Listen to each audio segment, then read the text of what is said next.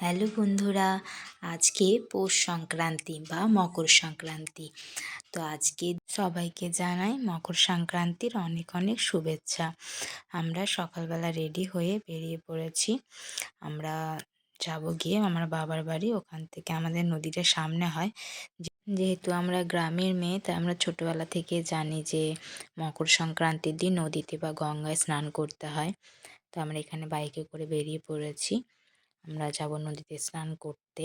আর এখন শীতকালে এই দুপাশের মাঠগুলো পুরো সর্ষে ফুলে ভরে গেছে, খুব সুন্দর দেখতে লাগছে।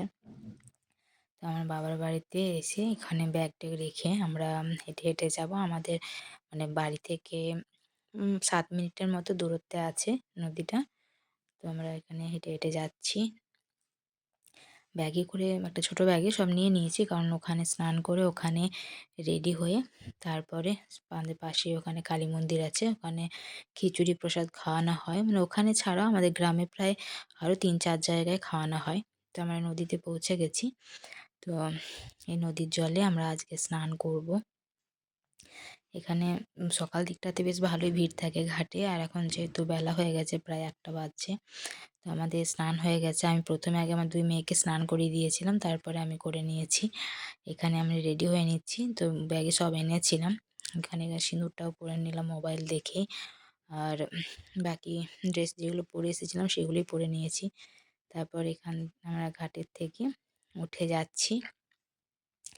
এই ঘাটের মধ্যে অনেক পাথর আছে। আমাদের ছোটোবেলার অনেক স্মৃতি আছে নদীর সাথে, কারণ আমরা ছোটোবেলাতে প্রায় সময় নদীতে আসতাম। গ্রীষ্মকাল জুড়ে আমরা নদীতেই স্নান করতাম।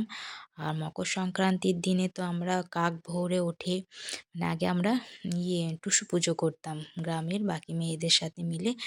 তো টুসু পুজো করে আমরা মকর সংক্রান্তির দিন ভোরবেলা উঠে স্নান করে বাড়িতে আসতাম। সেখানে আমাদের ছোটোবেলাতে মারা ছোলা ভাজা, বাদাম ভাজা আর ছোট ছোট করে মুড়ি বলতো, সেগুলো ভাজা রাখতো। সেগুলো আমরা সকালে উঠে খেতাম। তারপর পিঠে খেয়ে চলে যেতাম মেলা দেখতে। তো সেসব তো এখন স্মৃতি হয়ে গেছে, সেসব দিন হারিয়ে গেছে, ওইসব আর এখন নেই। তো আমরা এখানে কালী মন্দিরে চলে এসেছি। এখানে পাশেই আমাদের শ্মশান কালী মন্দিরটা। তো এখানে অনেক লোকই খাবার খায়। এখানে প্রায় 12টার আগের থেকেই খাওয়া শুরু হয়ে যায়, আর বিকেল 4টে-5টা পর্যন্ত খাওয়া দাওয়া চলে। প্রচুর মানুষ এখানে খেতে আসে। তো আমরা এখানে খেতে বসে গেছি। গরম গরম খিচুড়ি, পায়েস, তারপর এখানে সবজি, চাটনি আর বোঁদে দিয়েছিল। খুব ভালো খাওয়ার ব্যবস্থা। আর হাত ধোয়া, পাতা ফেলা সব কিছুরই ভালো ব্যবস্থা আছে। এখানে প্রচুর লোক খাওয়া দাওয়া করে। তা আমরা এখানে সবাই খেতে বসেছিলাম। খাওয়া হয়ে যাওয়ার পরে আমরা এখানে বিউকে বললাম যে এটা আমাদের কালী মন্দির। তো বলল মা কালীকে দেখব। তো খাওয়া হয়ে যাওয়ার পরে আমি ওখানে ওকে মন্দিরের কাছে নিয়ে গেলাম। ওখানে দেখিয়ে দিলাম যে মা কালী এখানে আছে। তো প্রণাম করলো, আমিও প্রণাম করলাম। তারপর এখান থেকে যাব দিদির বাড়ি। দিদির বাড়িতে একটু দেখা করে নেব। তারপর তবে বিকেলে বাড়ি চলে আসতে হবে। এই যে নদীটা দেখছো, এখানে পুরো নদীতে আগে ভরা জল থাকতো। এই নদীতে ডুবেই এই ঘাটে ডুবে কত মানুষ মারা গেছে, কিন্তু এখন পুরো নদী শুকিয়ে চর পড়ে গেছে। নদীটা মৃতপ্রায় হয়ে এসেছে। তো আমরা এই শ্মশানকালী মন্দির থেকে এবার বাড়ি চলে যাচ্ছি। এখানেও বিহু তো কোলে চাপিয়ে নিয়ে হেঁটে হেঁটেই যাচ্ছে। আর এখানে আমার বাবার বাড়ি থেকে ব্যাগপত্র নিয়ে নিলাম। তারপর গাড়িতে করে চলে এলাম বড়দির বাড়ি। বড়দির বাড়িতে সামনেই একটা ছোটোখাটো মেলা বসেছিল, ওখানেও খিচুড়ি খাওয়া হচ্ছিল। তো এখানে কিছুটা ঘুরে আবার মেজদির সাথেও দেখা করে নিলাম।